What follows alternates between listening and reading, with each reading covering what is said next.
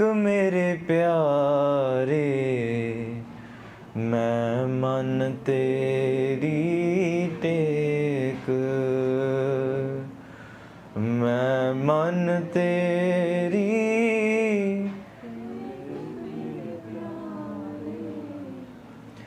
मैं मन तेरी टेक, मैं मन तेरी टेक मेरे प्यारे, मैं मन तेरी टेक।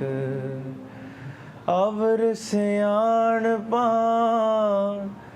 बिरथियां प्यारे, अवर सियाणपा बिरथियां प्यारे, राखण को तुम एक, राखण को तुम एक, राखण को तुम एक, राखण को तुम एक।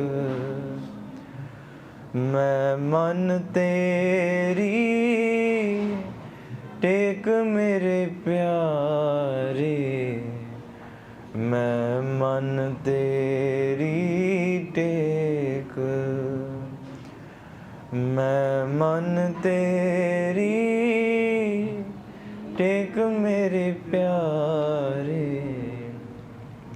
मैं मन तेरी take.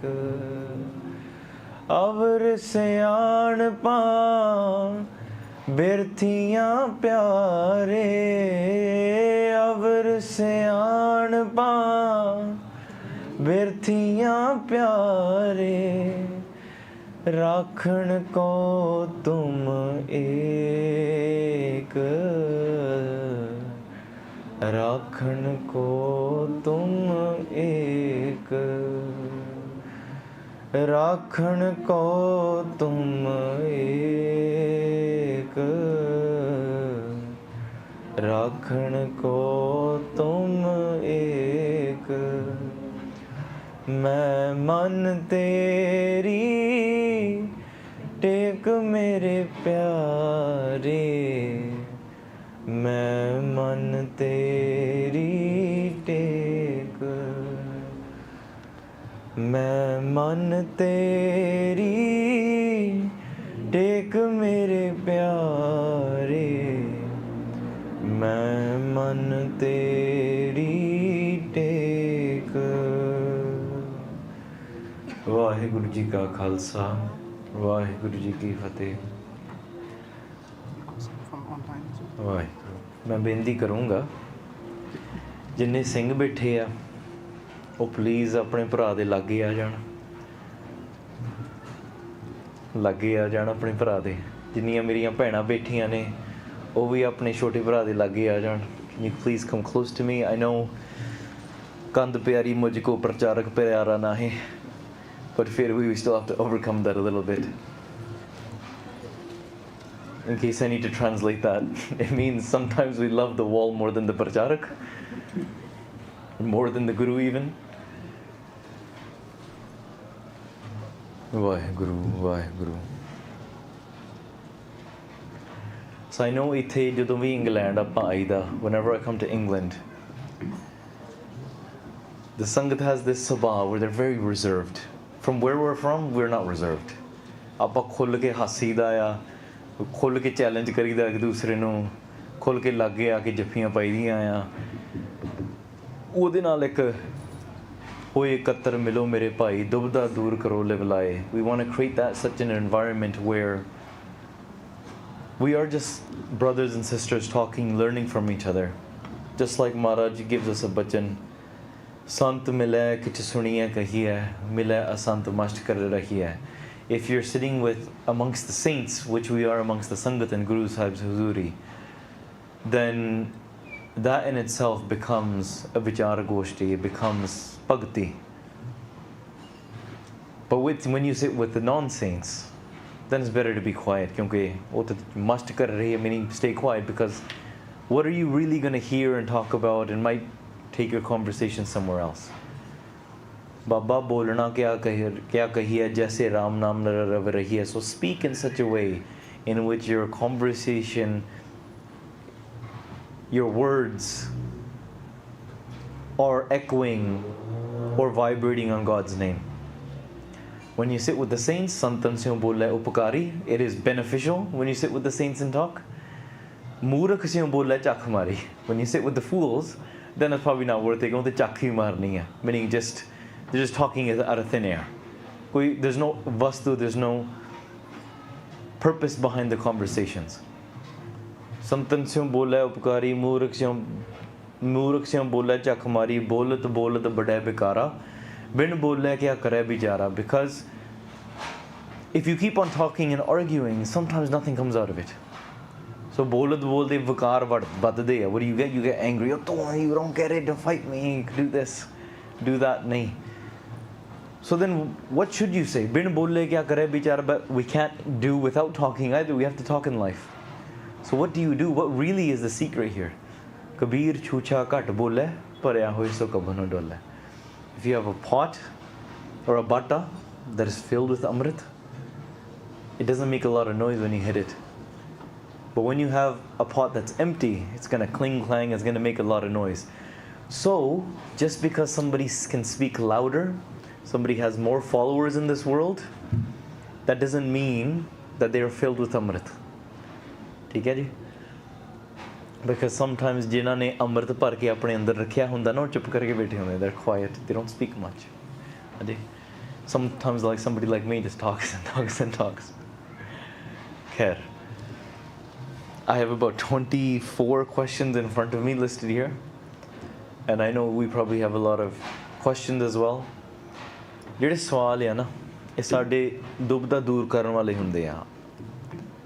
We want to remove our doubts. That's what the whole vichar and question and flow that we want to go with is. What I like to do is I like to bunch some questions together. Sometimes a question links into another one. If you ask quick questions, I could give you quick answers. Like if you say, what is this? I can say yes, or I can say no, but I know you're not here for that either. So let's allow the vichar to flow. I like to expand on the answers. I like to expand on the vichar, because when a question is usually asked, from my 15 to 16 years of doing seva, doing camps, doing parchar, it's usually not the words that are being asked. That's not what the question is. It's where is the question coming from, what I'm looking for. I'm looking for where is the mindset, where is the structure, what's really going on behind this question. There could be 4, 5, 10 layers behind it. And so sometimes I like to tackle just to that, because the question is kind of irrelevant sometimes. Not always, don't get me wrong. But sometimes the question is framed in such a way that actually, you know what, I can answer that question, but that's not really going to help you. That's not what this question is looking for. My goal is to make sure you are connected and in love with Guru Sahib, where you have no doubts, where din raat you are just imbued in God's name and you have no worry of life left. That's ultimately the goal, by removing your doubts. So then by being imbued in such a way, you just become one with WhyGuru. Really, that's it. But ਜਦੋਂ doubt ਆ ਜਾਂਦਾ, ਸਵਾਲ ਆ ਜਾਂਦਾ, your mind is working, you want it to grow inspiration, and your mind is still thinking, then it's good to get to the under layer of those. Does that add a bit of context on how Vichara Goshti should be taking place? Anji? Okay. Should I go with the online questions or should I go with the person questions first? Personally, nothing against the people online, Sangat online, but jinnah ne inna effort kita, where they decided first they're going to come to the Gurdwara Sahib, then they tied their dastar, they chose their dastar color, they chose their shirt, they put on their socks, then they found the keys, they organized the time to pick up their friend and to make sure they have the car at the house, or they got on the train, then they turned the ignition, and then they walked and they filled up gas along the way, then they stood in traffic at every green light and red light, and you guys have like green arrows and red arrows here as well.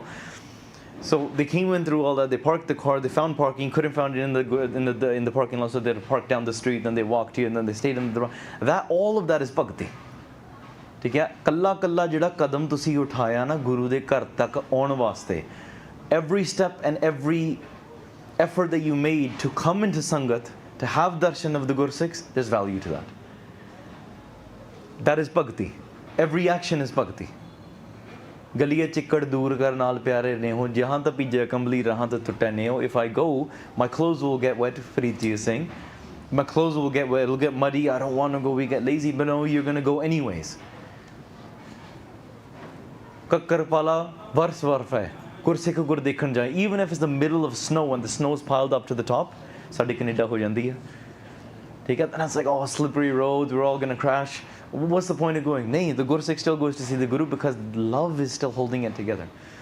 So because you guys showed so much pyar and effort in bhakti, I gotta value that. So nothing against the online guys, Andy, but I have to value that. Does that make sense? So before I go on to the online, and now there's Bhatti response now, I'm gonna try apan thodi vichar kar liya, and then wherever we find a gap, then we're gonna go online.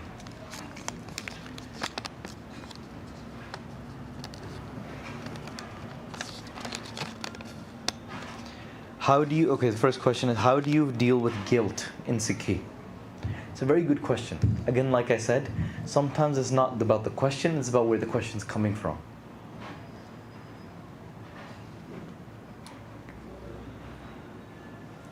If we look at Guru Sahib Ji's bachan,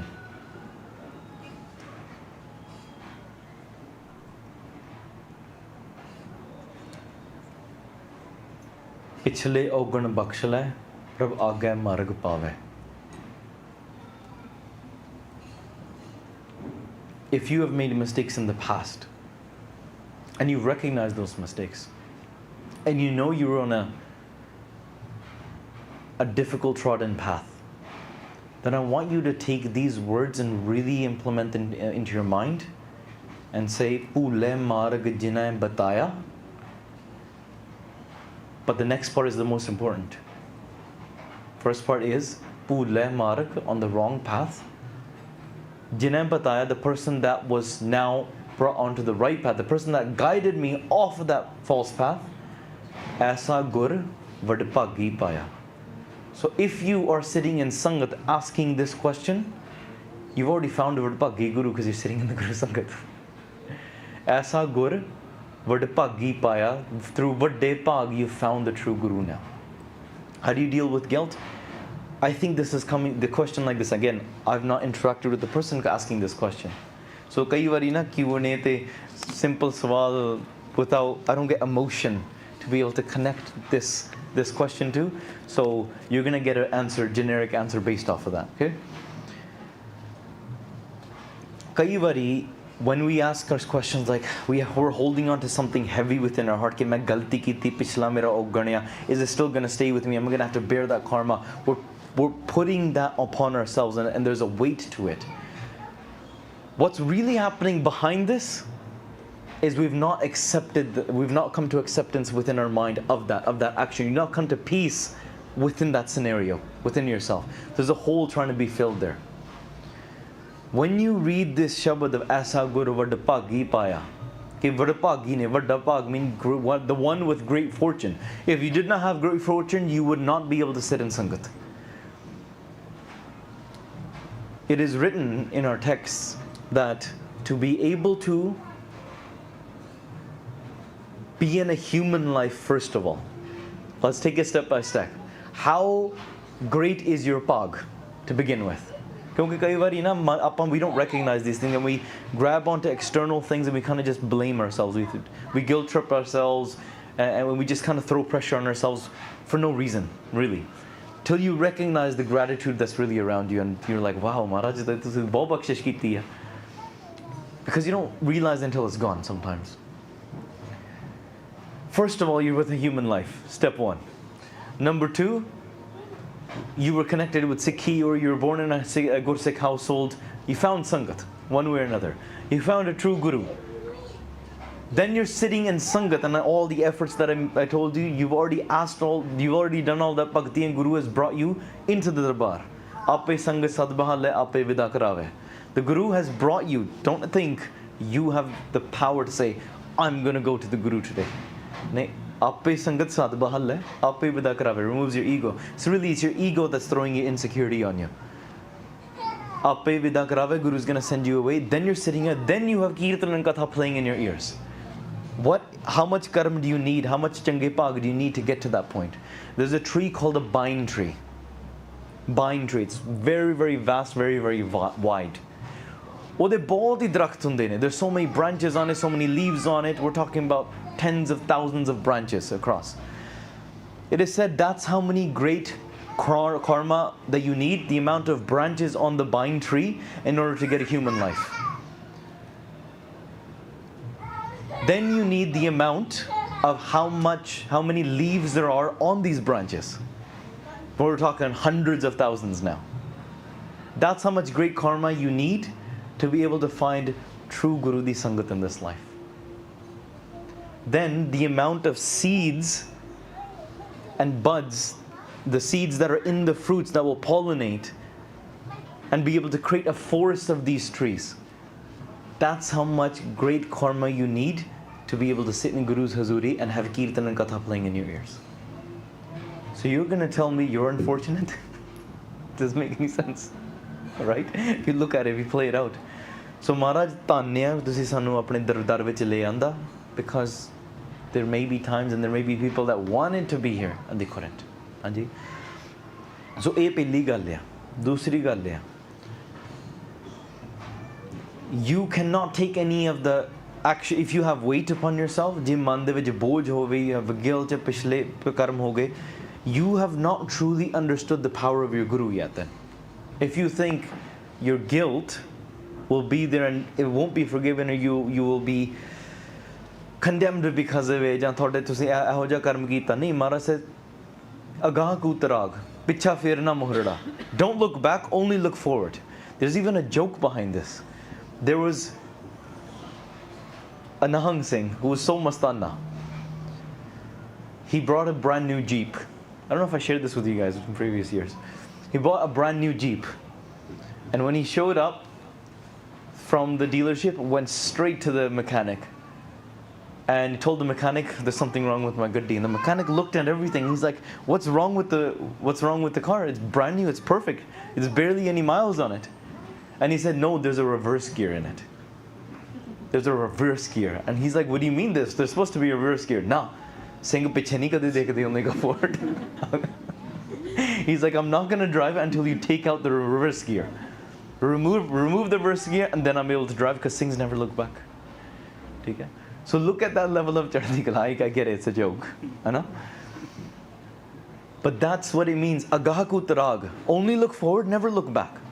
So je pichla koi karma hai na, then leave that in that memory and leave it with Guru Sahib Ji. Oh jada karma thodi man vich hoga. Yes, you'll have the karma. It'll be associated. It's putting you in this whole situation that you might be in now. Yes, I don't want to get into the whole philosophy and open up that whole text of like Sanchit Karam, Kirya Man Karam, Paralabd, how it plays. Take all those arrows and all of those grains of rice and put it in front of Maharaj and say, Maharaj, lekha ko tena chuti hai. Without my doing my karma, I'll never escape the cycle of birth and death. I leave it to you now, so you take care of it. Kin kunpulan har. I make mistakes every second. Bakshin har bakshale, Nanak paratar, Maharaj, you can liberate me. So if you have got weight, guilt, all of that, you're actually living in the past till you're holding on to it. Bring yourself into the current moment. When you're living in the future, I'm sure you heard this before, when you're in the future, you're in anxiety. When you're in the past, you're depressed. If you're in the moment, then you're in bliss. Only in the moment can you actually recognize and just be present through your breath. Because the breath is the only thing that can only exhale at one time and inhale at a different kind of time. You can't inhale and exhale at the same time. You want to try? Yeah, good luck. Actually don't. So you breathe in and it's involuntary. The things that are involuntary. Have you ever sit to do Simran and done it with your heartbeat? That is involuntarily happening. Can you be that present? Can you be present enough where you can sit and you can feel the heartbeat in your thumb, in your wrist, without touching it? Can you be that present? And obviously it might not happen with the Pandey downstairs and all of that, but you'll find ekant to be able to do that. I want you to experience that. Be so present in your breath, in your heartbeat. Agla pichla sara nikal jana, and then through that abhyas and through that simran, that day will come when that heartbeat and through that swas, it'll become simran, just echoing through Gurmukhi rom rom hartyave. Then what is the past? What is the future? You'll be in the state of timelessness. Onu kindiya sama meaning time, di, samadhi. Oh, samadhi. ठीक है? Samadhi. So, where time is completely lost, when you're in a zone where there is no physical akar in front of you, and the whole structure of physics as we know it as is isn't, because Paramatma is without akar as well. So, ਜਦੋਂ ਸੁਰਤੀ ਉੱਥੇ ਤੱਕ ਪਹੁੰਚਦੀ ਆ, when your consciousness goes to such a state, then you can truly be liberated from the physical shackles and the boundaries. And then you can still live within it while being free. So if you're in the game, yet outside of the game, I want you to, that's why I'm going deeper into this question, first question. I'm telling you, if you have 25 questions, you're going to need 25 hours with me.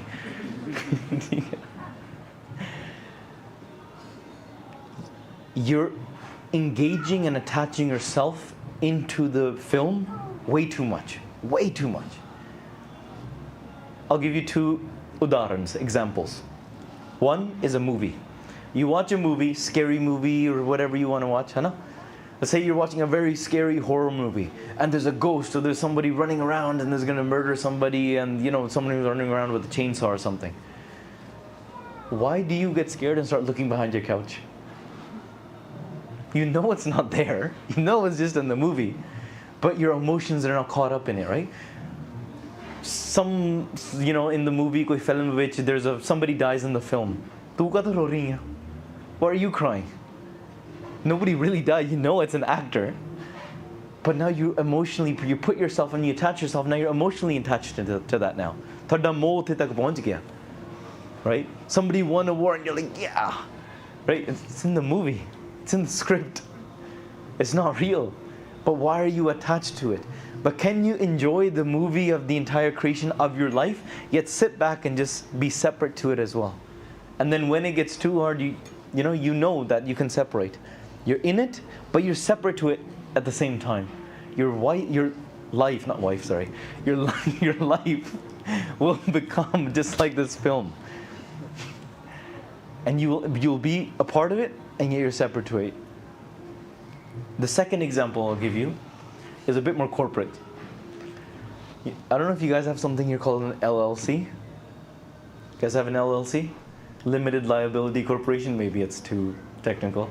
So basically a company that is separate from your personal entity. If that company gets sued, then you're not personally liable for it. Get what I mean? Okay.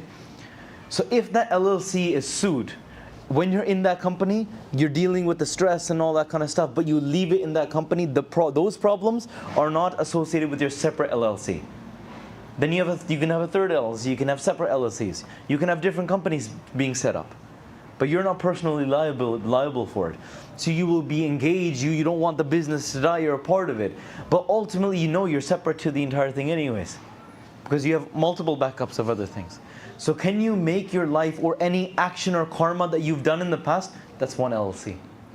It's one karma. Your Atma Paratma Eko Kara, that is not associated with it. That is in pure bliss and that is your true form. The moment you forget that and you become part of that one company, one LLC, the management structures, the corporate politics and whatever is bothering you, who's suing you, what is the problem going on, all of that will begin to start affecting you when you're not able to recognize actually you're separate to that entirely, or you've not set up your business accordingly. Right? One or the other. So are you able to go in and step out as you wish? And that is the key. You should be able to go to Satchikhand and back as you wish. You should be able to go into Samadhi and come out of it as you wish. Through Guru Sahib's Bakshish, of course. But when you're tied down to it, understand it is your moh, it is your insecurity, it is a hole that within your heart that you have not been able to fill yet. And that is why your mind keeps pulling you back to that. And then to give consolace to that, you need to understand how great your Guru is. So this Shabad that Ragi sang, perfect Shabad right after the Katha we did. Man, kyun bairag karega? Why are you so sad? Satguru mera pura. The Guru is perfect. So if the Guru is perfect and you realize it's perfect and you're a Vardapagi to be able to sit in that Sangha, then what's there to cry about? There isn't. I'll leave it there. Anji. You answered the question basically, right? But I thought it would be interesting because that's all good for a Jyoti Galas or Guru Sikh or any Gurmukhi in the spiritual way. Just leave your Guru, the grains, the branches, whatever, right? But in the real world, when we make a mistake and we put it on ourselves, all this sort of, all this muck, you could say. But what about in this day and age now, when people film stuff and they keep reminding you of the mistake you've done and other people around your life as well, they keep Very good question. And I'll answer it using, and I'm going to play it because I know this thing, I'm allowed to do this with him. I'm going to twist around some words that you said. You said real world. Who said it was real? The world's false, first of all. Guru Sahib teaches you that. So what is the real world? We're talking about Begumpura Shahar ko now. The one that is in bliss where Parmeshwar da naam bas raha hai. So that's a point of Avasthan perspective. Second of all, if somebody is reminding you through a film and you're living in the world, or you have scenarios around you that are just bringing those things up again in front of your eyes, you actually have to recognize whether the film is there or not. Sometimes your own mind is doing that anyways. Your mind is taking you back. This is where Bhai Mani Singh Ji was asked a question. They said, "Mana mera bahut bhaj raha. My mind is running to every direction. Why is it running?" And they said, Manu the bhajda jithe moh hunda hai. Your mind is going where there is moh. So now you understand that layer. Let's go one step lower than that and understand why is that moh existent. What is holding you with that moh, and why haven't you been able to break away from that? Moh doesn't just mean like, oh, I miss my brother or I miss my sister. Moh is attachment in any sense, any emotional affiliation that you have that you're not able to let go. It can even literally be with a car. It can be with a pair of socks.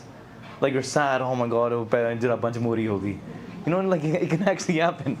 Right? And then you're at the store, oh, I don't find those same socks anymore. Do you see how subtle it is? We laugh about it. But there's a memory associated with that. Your mind will always run to where your moh is. If you are in an environment where things are constantly reminding you of it and you're wanting to break away something, I get it. Sometimes it's trauma, sometimes it's bad memory, sometimes good memory. Some things are just, you're in a situation where things have to remind you of that. This is where you need to be able to at least draw out that map of your mind. If you know what it is that is bothering you, at least you can handle that thing properly. Even, let's take it from a mental thing to a physical thing. Je apan kahiye na meri tui dukhdi hai, meri peth dukhdi hai, my back is hurting, but I don't actually diagnose. Maybe this is just my medical background coming into this. If you don't diagnose it, it could be an array of different problems. Is it a muscular problem? Is it a nervous problem? Is it a bone problem? Is it a pinched nerve versus something else? It could be a million different things, right? Is it inflammation versus something else? It could be anything, right? But you were just saying, it kind of hurts, and ignoring it does not do any good. If you know what it is, the treatment works differently. So same thing with understanding where your moh is, what is that holding you on, what's attaching you. If you're not able to take it out and become aware of what's actually in your mind, you won't be able to treat it properly, or at least acknowledge it. And this is where Gurbani becomes a mirror. This is where the Sangat, where you sit and study Gurbani and read it, helps you understand how does my mind actually work. When you listen to Katha, it's actually removing those doubts and building a better picture in your mind. So, in this so-called real world that is full of distractions, we need to know what things to remove and choose to remove around us so that we can actually go into that state where we are searching deeper within to be able to understand ourselves and get those sources, and in that bring those things into our life that will actually guide us towards the path that we want. So Bhagata, ta sansariyan jod kade na aaya. There's two paths here, the Bhagat side or the Sansari side. How can you travel the same way? One's going north, one's going south. You can't travel together. Not possible. So for that, you need to build that environment around you, and once you start walking that path, you will get those tools and pieces around you. But first thing is you need to have a decision. If that decision isn't there yet, then you need to figure out why isn't that decision. And you need to understand the value and the importance of that decision. Because that you're making maybe emotionally. If it's emotionally, then it's your mo that's pulling you towards it. If it's mentally and you're not understanding something, and then it's your doubt, your param that you need to remove from it. So just like every Gyani will bring it together and just say, Seva Simran Sangat. Ultimately it does come down to that, right? Does that make sense? You can make it complicated, and we can go, I could pull a whole PhD lecture, we can sit for 4 days talking about all of this. Or can you step back and just say, you know what, stop thinking, bro, and just jump. Just do it. Jo gur kya hai, soi pal mano. And sometimes once you taste it, you don't need reasons why is it good, why is it not bad. You know? Just an example, Kathaji kendene. Without tasting the mango, you won't know what it tastes like. You won't know the sweetness of it.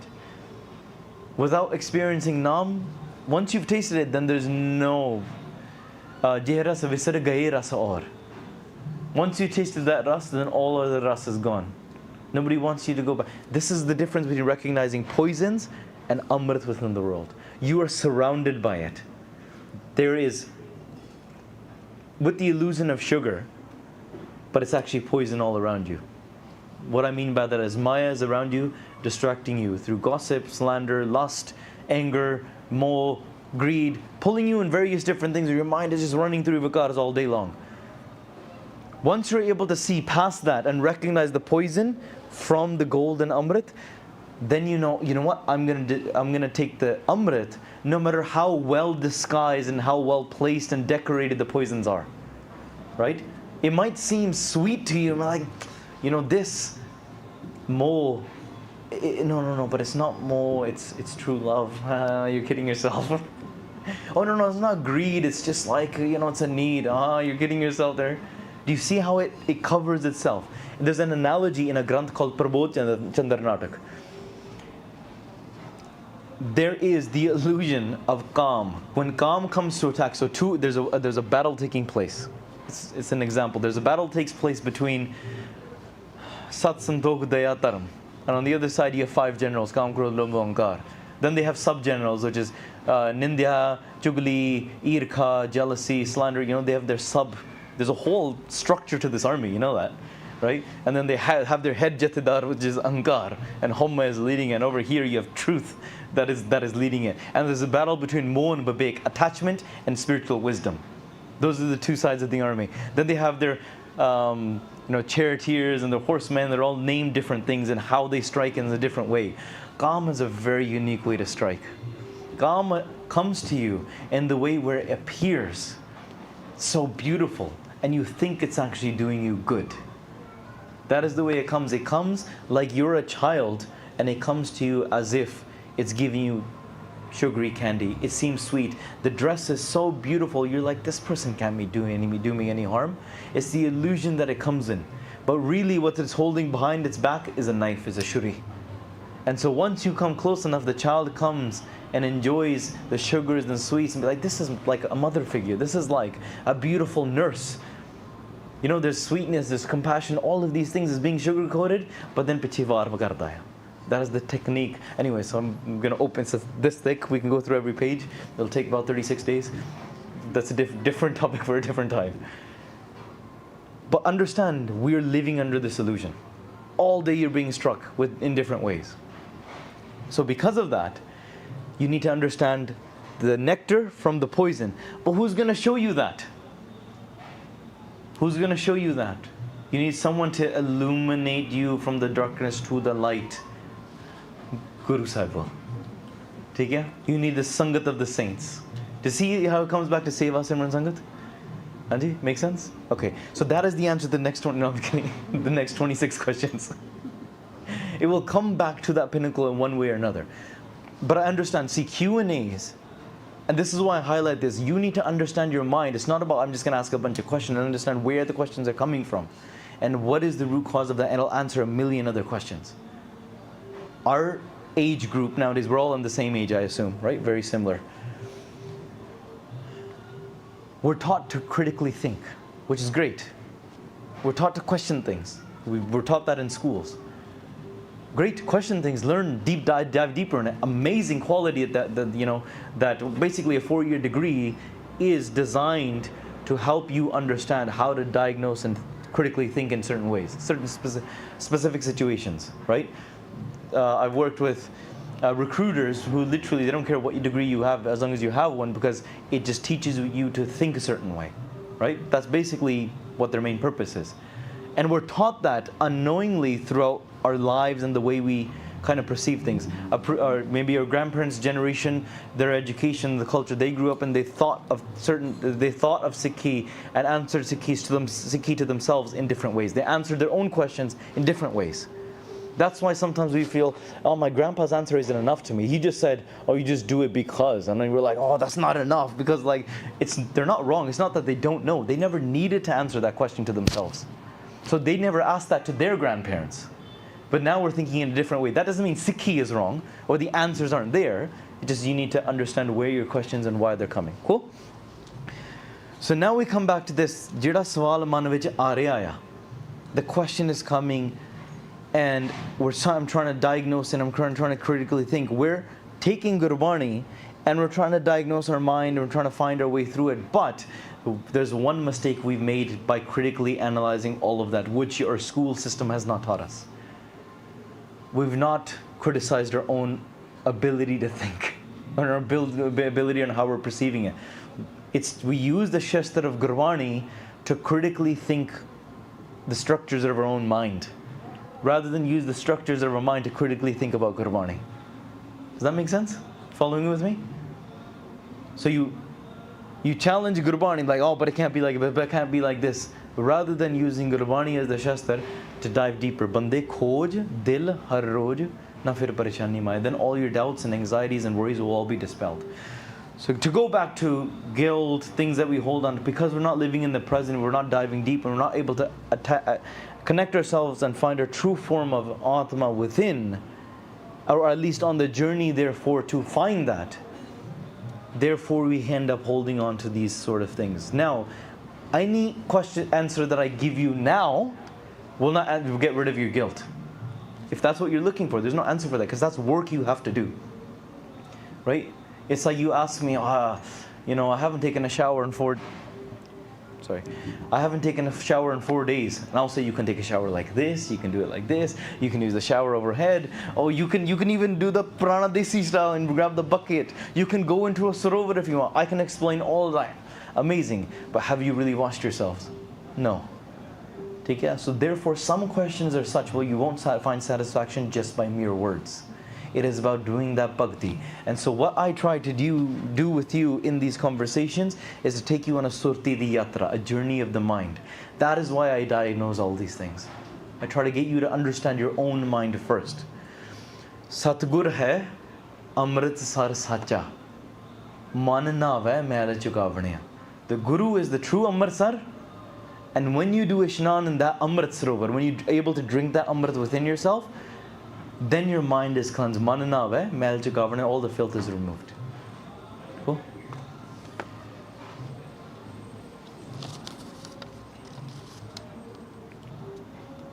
I don't feel as connected when I'm on my own compared to when I'm with Sangat. Why is that? How?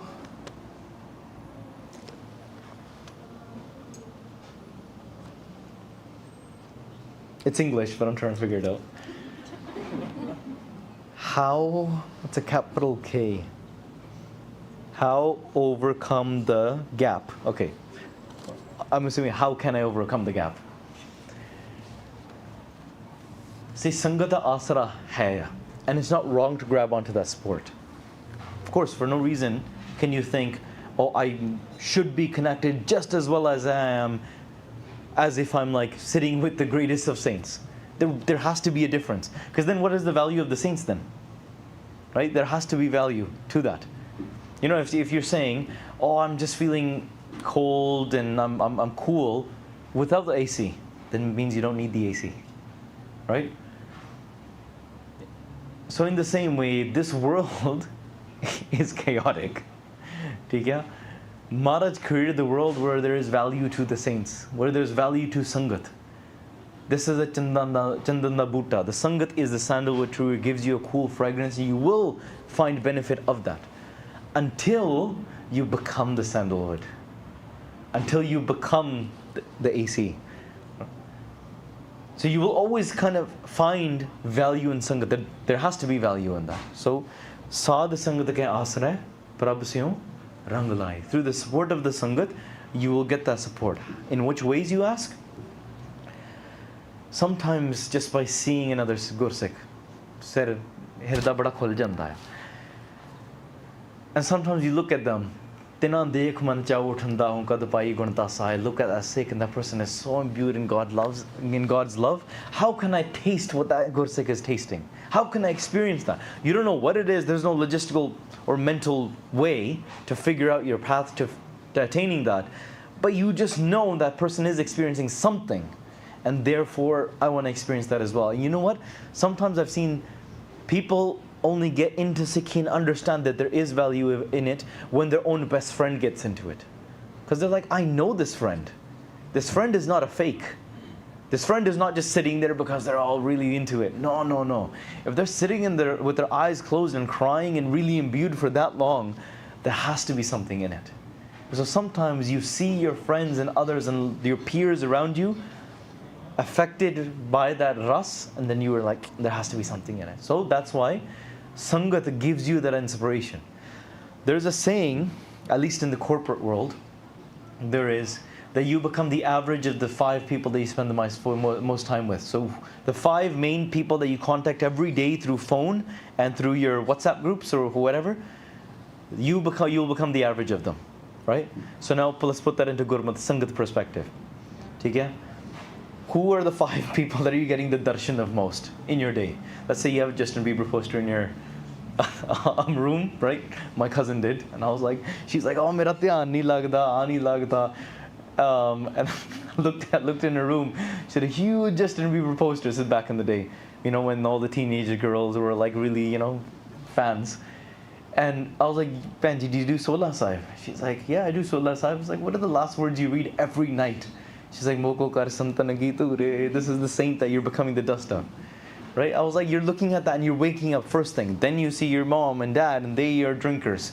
Then you go to school and let me show me a photo of your friends.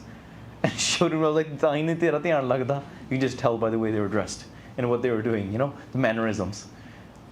I don't need to enact it. But you get the idea. And then you go to your teacher in school and tera Sikhi nal vaya, because you only have one Gursikh friend. And you're trying to hold on to that because you're feeling sukh through that. You're feeling, you know the answers, that this is Sikhi, but your environment and your mind is making you more towards that side. Your own thoughts, the way they're rising inside of your mind. Cool? So when you're hanging out with people that are going to be doing Sansari world, Tarak, Duniya di gal kar lani, you know, go to Mr. Singh, sit there until 2 a.m., call your mom and say, oh, I'm just doing Sangat. That's not Sangat. Sitting at Mr. Singh's until 2 a.m. Sorry, nothing against Mr. Singh's, by the way. I'll say Pizza Hut or whatever it is. Say you're sitting there and you're talking, but you're not really talking about Naam, Bani Sim, or you're just hanging out with so-called people that wear the star and are Sikh. Sangat is that where jithin Naam Vasdaya, where God's name is permeating, where you're experiencing and removing your doubts. That could be on your phone, over a phone call, over a conversation. ਜਦੋਂ ਪਰਮੇਸ਼ਰ ਦਾ ਨਾਮ ਉੱਥੇ ਨਾ, ਉਹਨੂੰ ਸੰਗਤ ਕਹਿ ਸਕਦੇ ਹਾਂ. Otherwise, it's work, it's friends, it's hanging out. Cool, it can even be with the same people. Sangat is not certain individuals, it's an energy. It's an energy that you feel that will work through certain individuals. But if that individual is not in your life anymore, you don't be like, oh, I lost my Sangat. No, Sangat is an energy that is created by Guru Sahib Ji. So that's why When you're in that environment and that sangat, you will feel stronger. Now when you're separate to that, find your sangat. Gursikhs did darshan of Akarpa. Whoa, Maharaj thought darshan ho gaye. Find that sangat. Do sangat with yourself. Read Gurbani. Oh, sometimes I've done. Okay, I was telling Singh Sahib while we were driving. Some of my most emotional and the best experiences that I had were not when I was in a crowd of 10,000 people. They were when I was with one or two friends. When we were younger, we were growing up, and we would sit in a room and we would just do Kirtan, all memorized. All memorized, right? That was just the culture that we had amongst ourselves. And that's why I keep highlighting that you need to use Gurbani as your conversation. This is why we're not able to connect with Guru Sahib Ji. You're trying to connect with the English translations. You read the Pangati, I don't know what that means. So you pull it on your eye, Gurbani quickly. And then you read the English translations, okay, that's what he's talking about. Do you see how you just miss the whole connection with Gurbani? Because there it'll say, crimson, crimson, crimson. And you're like, oh, I should connect with crimson, crimson. But when you say suhab, suhab, suhavi, it's a whole different feeling, right? When you say Namastang Akalle, Namastang Kirpalle, then the translations are Thou art thy beyond time. Like, you're not going to connect with it in that way. Speak through the Akhar. And I'll be honest, Jinnah Pam Punjabi Gurmukhi nu chhad rahe hain na, you're losing that tongue to be able to communicate through Gurbani. Us as Singhs, we would use Gurbani only, we would sit, we would do Akhand parts, and through those 3 days, we would make a vow we're not allowed to say English at all. No, even Punjabi, no other gal other than Gurbani. But then we found ourselves having to serve each other dal, having to give you prashad or give dud. So we use Gurbani, we say, dal siddha mango kiyo. The other Singh would be like, dud chakna, but he couldn't ask. So he said, dud piyo govinder rai, dud piyo mero man ki pati aaye. So we use Gurbani and communicate through that. But really, we're thinking of it. In fact, when you make Gurbani and memorize it and you make that your sangat within yourself and your friends and you're able to communicate through that, anything happens in life, Gurbani will come out. It'll take you to a good place. I don't want you to take this in the wrong way, right? But sometimes even Gurbani sounds like English words sometimes. And it'll still remind you of a God. But anything that reminds you of God is great. Okay? Even Bhagat Ji, they named the dog's name was Ram, and when they were passing away, they called Ram, they're calling the dog, but they called Ram and they reminded them of God, and in the last moment they got liberation. So anything that reminds you of God, I'll give you a funny example. There was family friends coming over, and my wife was preparing tacos. I know it's not big here. ਅਸੀਂ ਉੱਥੇ ਲਾਗੇ ਰਹਿੰਦੇ Mexico ਦੇ ਟਾਕੋ ਬੜੇ ਬਣਦੇ ਆ ਟਾਕੋਆਂ ਦਾ ਲੰਗਰ So I'll come over sometime, we'll give you some tacos.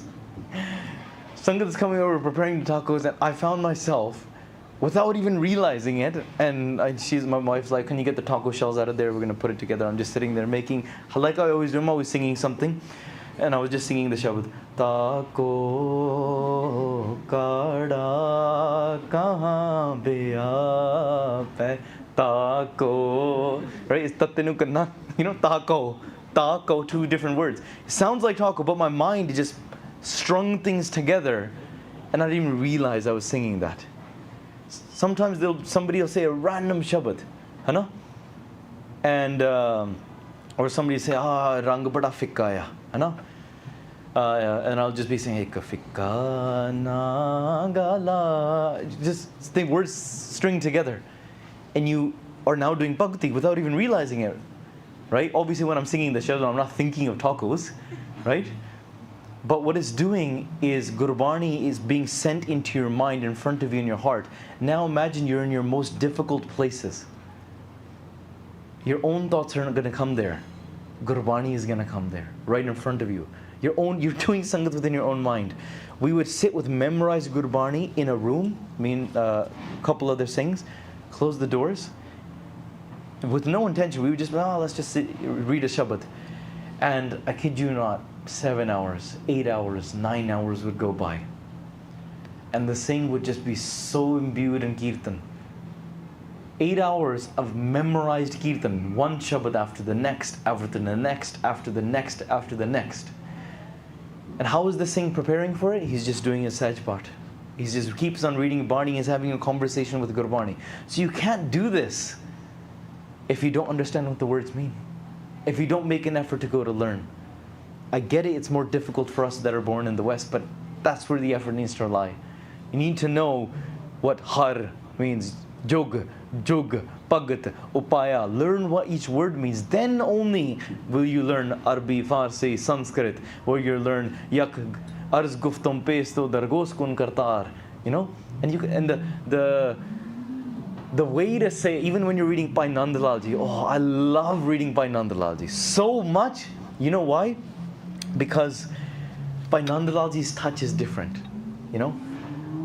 It'll be like I'll look at Guru Sahib Ji's photo at my house and I'll look at it and I'll just say, Qadr lalle, bajuz, ashik nadana dhejkash. There's a royal feeling with the Persian words. Because I know what the words mean, I can actually say that to Maharaj. You know the Pangati I was saying, Manj Muhabbat Teri?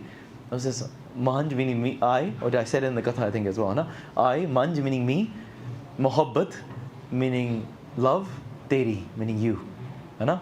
But Manj is also a name of a Sikh in history by Manjji. So you know the Sakhi and the love that they had when they're in the bottom of the well. And they're calling out to Maharaj. So you can put all these things together if you understand the words. And you're just playing through the Shabdas and your mind is doing that.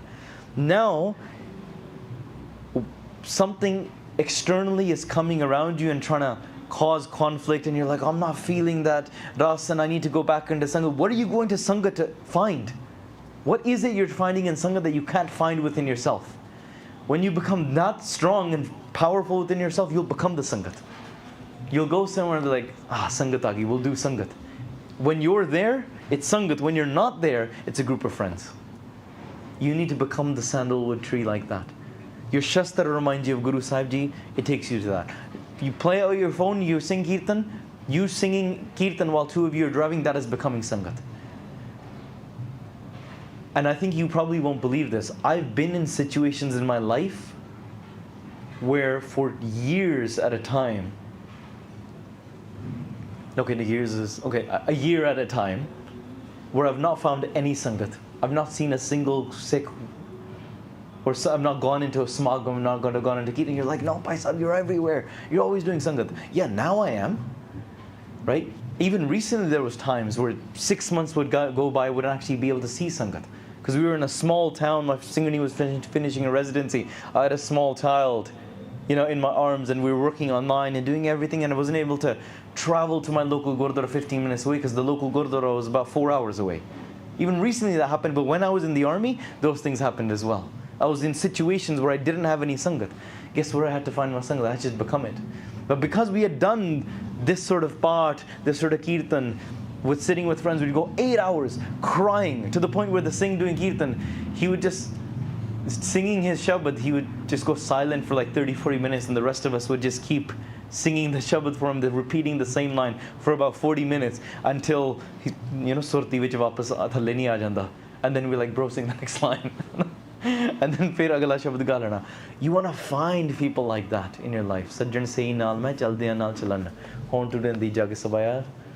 Jan Nanak Verleke, you want to find these type of friends and really value them. But here's the thing, I think we were talking about it in the Divan in Birmingham yesterday as well.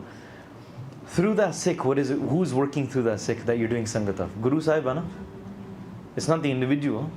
Individual that Guru is working. So when you find Sangat in those moments, in those environments, the Guru is the one recognized, so it's reminding you of the Guru.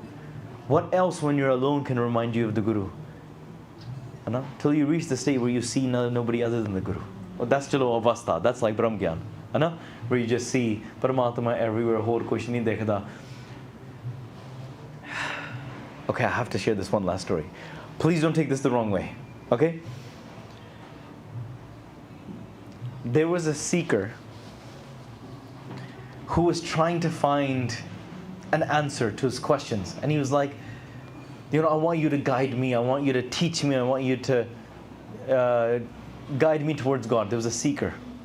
He went to a yogi and the yogi said, well, I'm not going to give you this answer. Obviously, the yogi knew what he was doing. This is an olden story before Guru Sahib's times. So he said, actually, I need you to go into the king's court and whoever's in the king's court, I need you to ask them. So he walks into the king's court, and there was a bunch of dancers there, the king's dancers. And when we say they dance, but they're not just dancing, you know what I mean, right? They're basically prostitutes. And so they're dancing, and he goes up to them. But the way they would dance in that culture, they would say they're dancing, and they're like Christian dancers, but really they were dancing for the king and the king is taking it for other reasons. Does that make sense? So he goes up to them, and he says, "Tell me about God. Minu Paramatma bare, minu Ishwar bare dasso." And they're like, "Ishwar, God, Paramatma, what is that?" They're like, "We don't know anything other than Krishna." Right? Other than Krishna, we don't know anything. They said it like this. We're dancing in just for Krishna. We don't know anything else. When they said that, that's something clicked in his mind. He's like, they know nothing other than who they love.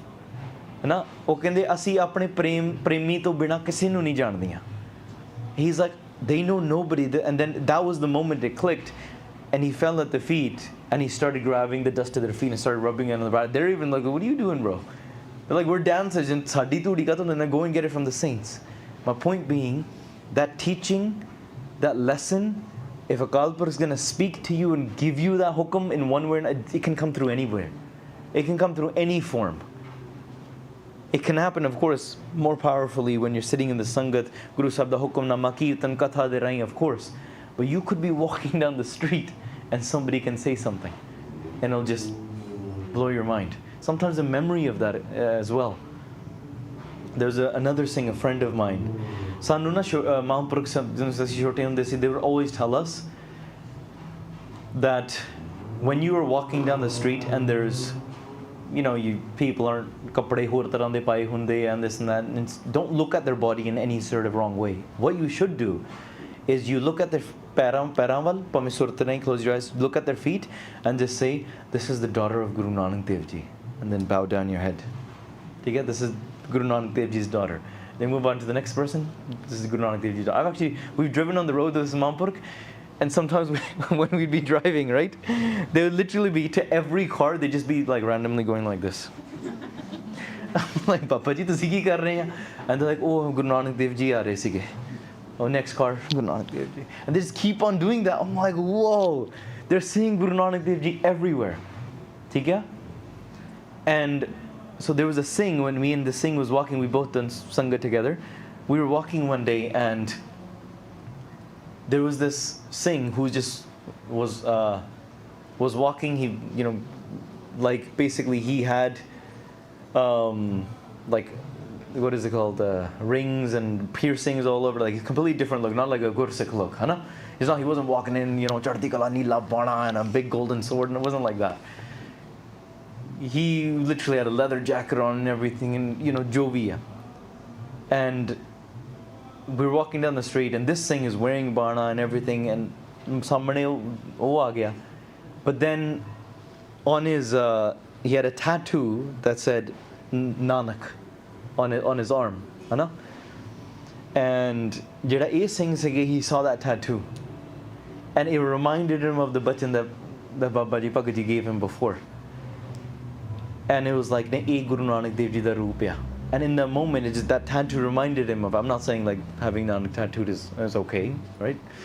But he had a tattoo. Una reminder mal gaya from anywhere, and right there he just laid down. And he just fell in tears. He was like, how did I not realize Guru Nanak Dev Ji is walking right in front of me?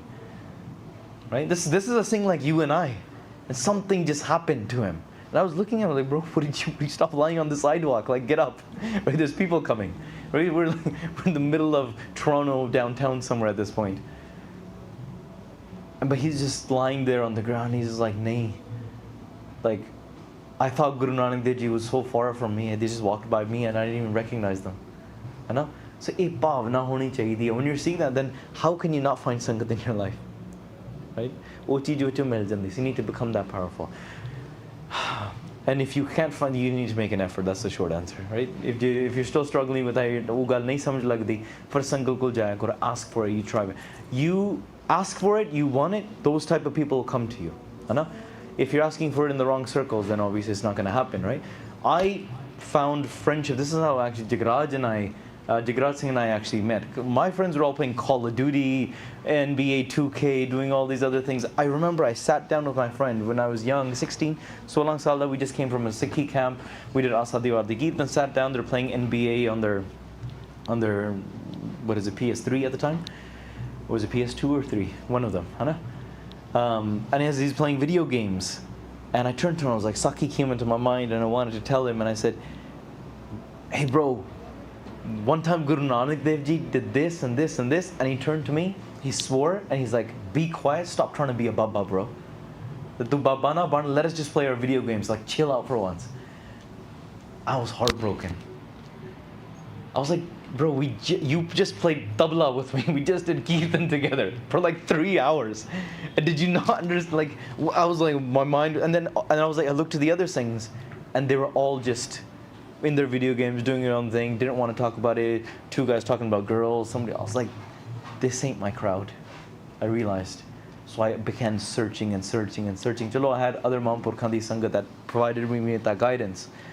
So unandi sangat janda si, kite hor janda si. I found people who were wanting to do something for the Panth, wanting to give it their all, attain Shahidi, wanted Khalsa Raj, wanted to memorize Guru Granth Sahib Ji. You know, these type of thoughts in our mind.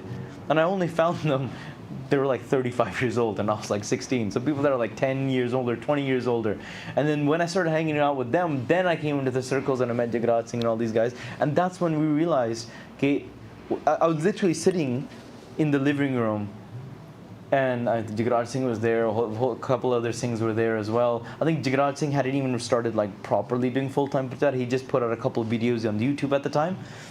And so he was hanging out there, a couple other Singhs, and then they all had to go somewhere. And I said, okay, I can't go there because my mom's calling me, I have to finish my homework, can you drop me off? And they're like, homework?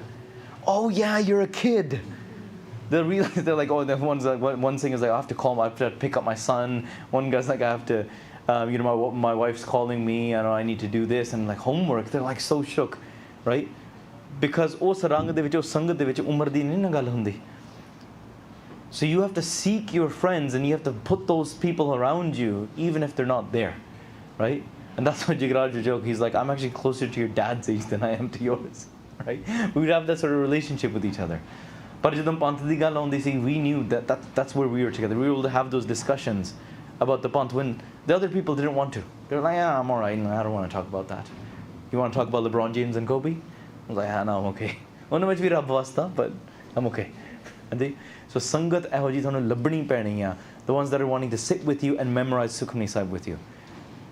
Here's a way to test your friends. Sit amongst your friends and just Gaudi Mahalla, Panjava, whoever jumps up. No, you know. I'm just joking, by the way. Okay, I'm gonna start ripping through these questions. I know I expanded on it. Like I said, I think this will be more fruitful to you. And I know you want to go through questions. I love asking questions, but I usually like to put a face to try to diagnose some things as well. Can you do a Dhamala tutorial? No. I won't.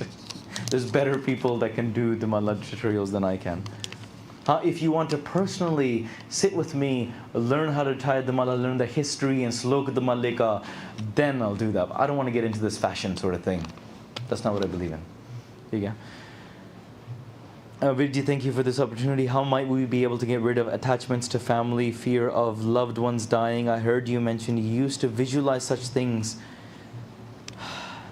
happening to prepare yourself. Help us understand this better. Great question. What I had shared before, maybe you saw it in a video or something before, is, the things that are going to pass anyways, why not visualize that going already? Because you know it's not true. And I know this sounds crazy. It takes a really, really strong mind to be able to do this. But khana, peena, hasna, sona, visar gaya hai, marna. If you can remember death, you can remember what's beyond death. You remember what's more important than just your little physical life. And what's beyond that, how greater you are as well. How greater the creation is, how greater Akal Purkh is. Sari gallan chitte aa jandi. He puts everything in perspective, then it's like, oh, I shouldn't be wasting my time. But if you don't remember that, then you kind of just time pass kar chalo. There was Asiana Gyani Singh just finished Katha, walked outside the Gurdwara, and beside the Gurdwara there's a park where they were playing cards. Right? I saw them in Slough just this morning as well. Okay? They're playing cards, and Gyani Ji, they walk up to the other Bujurg and they all looked, Kadama Baji! Gyani Ji, aajo, aajo. And again he's like, Hanji, ki hal chal hai, ki karte hain? What are you doing? And because he noticed that every day at 6 p.m. they would be kind of hanging around in the langar hall, but every day, every time Katha started, they would get up and they would leave. And he's always wondering where these guys go. So this day he finished Katha and he followed them out to the park, and they're all like, Gyani ji, aajo, aajo. And he went to check. He's like, tusi ki karde ho? What do you guys do? And they're all like, time pass karde hain. And he just was so shook by that jawab. Time pass karke pahunchna kithe hai? What's next? You're 70 years old. You're 65 years old. If you pass time, you're just gonna pass away. Like, I know that sounds dark, right? But I get it. You're waiting on a flight. You have 30 minutes. Your flight is delayed. You have time to kill. So in that stage, what time are you passing to get to where? Use that time for bhakti. So that's why, in order to not get attached to these mere temporary things, visualize your life without it. I have a car. Oh, what if I didn't have a car? What if this crashed and it was totaled? Oh, I placed. What if it didn't work out? Then what? It was easier for me to do this when I was younger. I would do it with my parents. I was like, my grandfather's in the timeline of life. Well, you never know. Maybe I could pass away earlier. But what if my grandfather and grandma passed away? That's going to happen, and I'm happy for them. And when I was young, it would hurt me, but I would hurt a little bit. But then I'd be like, holy became acceptance. And my daddy passed away. My mom and dad really cried. And I was like, cool. Why? Because I'd already prepped my mind for that sort of thing anyways. My grandpa's still alive, Anji, but me and my grandpa talk about it all the time, right? We're able to. Because he's always talking about, Harman Singh, tu hun katha karda mainu aa das. I don't want lekha joka with any of my rishtedar jehde mainu tang karde. I just want to finish this. And main na duniya 'ਚ ਵਾਪਸ ਨਹੀਂ ਆਉਣਾ ਚਾਹੁੰਦਾ. ਬਸ ਹੁਣ ਮੈਨੂੰ ਕਿ ਮਹਾਰਾਜ ਮੈਨੂੰ ਬਖਸ਼ ਲੈਣ ਕਿ ਜਦੋਂ ਮੈਂ ਆਉਣ ਦਾ ਵੇਲਾ ਹੋ ਗਿਆ. Last year he's always been talking about, ਬਸ ਹੁਣ ਤੇਰੇ ਭਰਾ ਦਾ ਵਿਆਹ ਹੋ ਜਾਵੇ, ਫਿਰ ਸ਼ਾਇਦ ਮੈਂ ਵੀ ਹੁਣ ਕੀ ਪਤਾ, ਜਾਵਾਂ ਕੀ ਪਤਾ ਵਿਆਹ ਤੱਕ ਵੀ ਰਹਿਣਾ ਕਿ ਨਹੀਂ. He's always talking about that.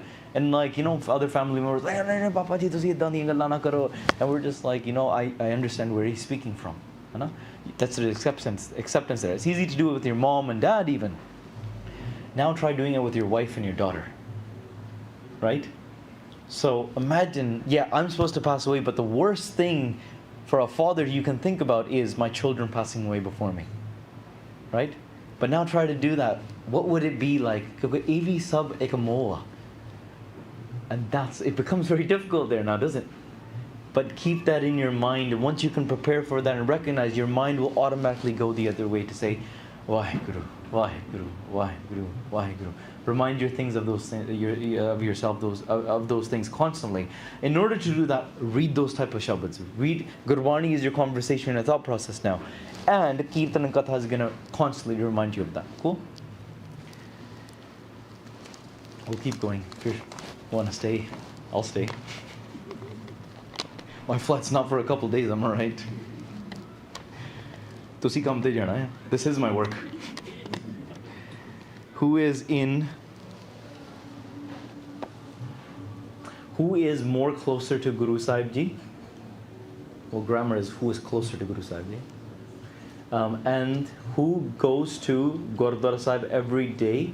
The one who goes to Gurdwara Sahib every day, but you can somebody help me out here. What does this one say? Can somebody read this to me? Can I just say it? Oh, okay, yeah. Who's more closer? The one who actually goes to the Gurdwara every single day. Yeah. When they comes out to the Gurdwara, maybe they're lying, not truthful, maybe hurting someone. Yeah. Or maybe someone who's not going to the Gurdwara every single day, maybe on Sundays they just go.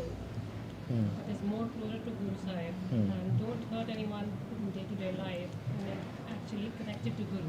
Amazing question. Great question. You've heard the Sakhi of Guru Har Rai Sahib Ji Maharaj sitting in Kirtan Sahib, and the Sikh is all the way in Kabul grabbing onto their feet. He's Gair Hajar, but Hajar. He's not physically present, but yet he's present.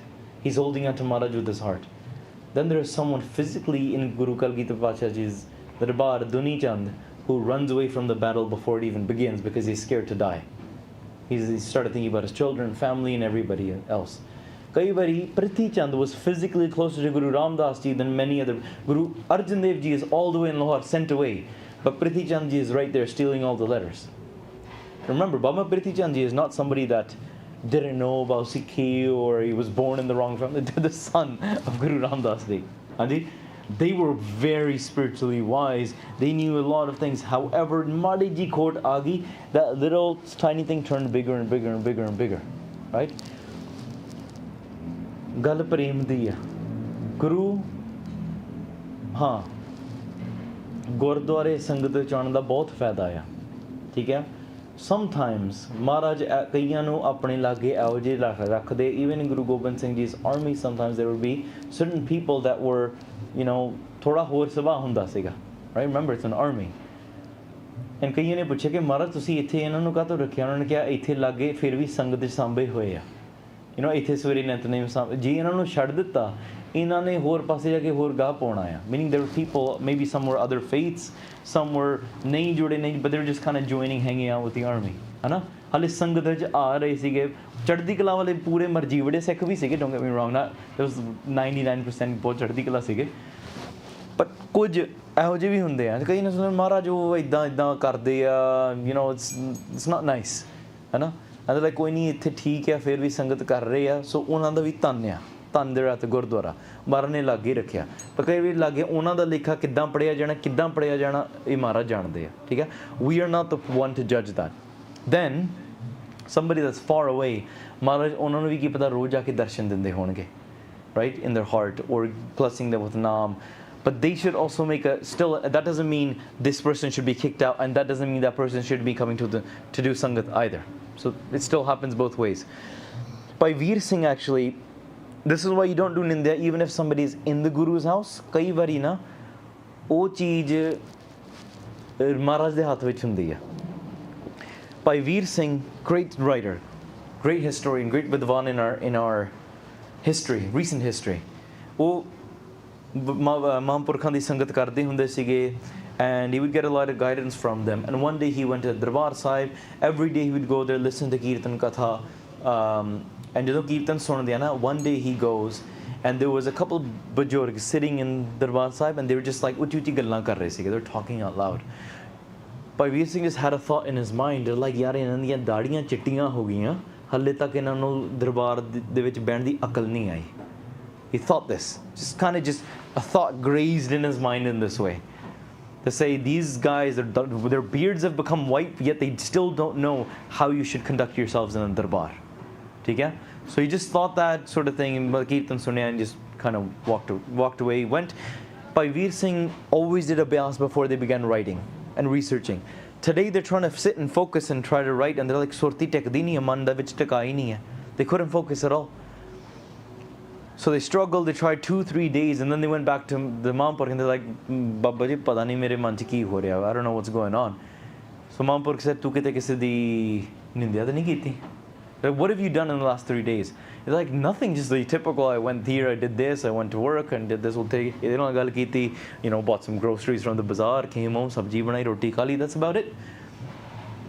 They said, nahi, kalle khayal di gal das mainu. Tell me whatever. He's like, so I went here, फिर मैं गुरुद्वारे गया, उत्थे मैं इदां कीता, और मैं की सोचना, I was probably thinking about what sort of sabji to buy and, you know, केड़े कपड़े पाने, that type of thing. हाँ, एक गल जरूर सीगी, when I went into the Darbar Sahib, that one day there was Bajorg sitting there and ਉਹਨਾਂ ਬਾਰੇ I thought this way.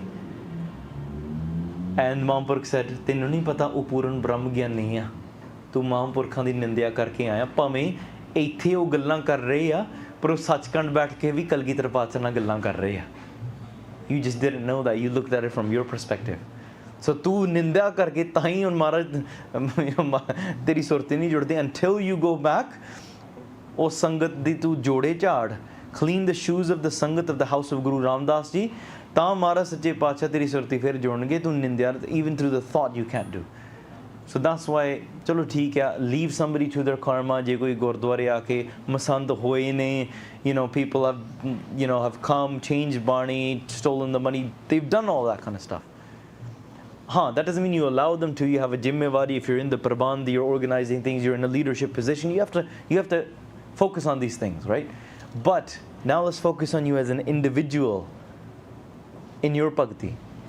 ਕਿਤੇ ਵੀ ਮਨ ਦੇ ਵਿੱਚ ਦੂਸਰੇ ਬਾਰੇ ਨਿੰਦਾ ਭਲੀ ਕਿਸੇ ਕੀ ਨਾਹੀਂ ਮਨਮੁਖ ਮੁਗਧ ਕਰਨ, ਕਿਸੇ ਬਾਰੇ ਮਾੜਾ ਸੋਚਣਾ ਇਹ ਉਲਟੀ ਪਊਗਾ in one way or another. It's going to affect your bhakti. ਠੀਕ ਹੈ? Musa even went to there was a Bhagat, a Sufi.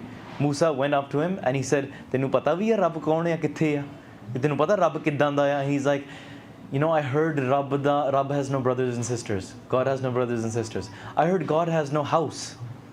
I heard, you know, God doesn't have any money, you know? And so then he's like thinking, I think Rabb mere varga hai. He just innocently, I think God's like me. And Musa slapped him across the face, right? And then Musa, he's like, tenu nahi pata Allah bahut vadda hai, God is huge. Tere varga nahi, just sitting there homeless and has nothing. Allah bada vadda. Sat down, went home, and he, you know, and he tried to focus and he couldn't.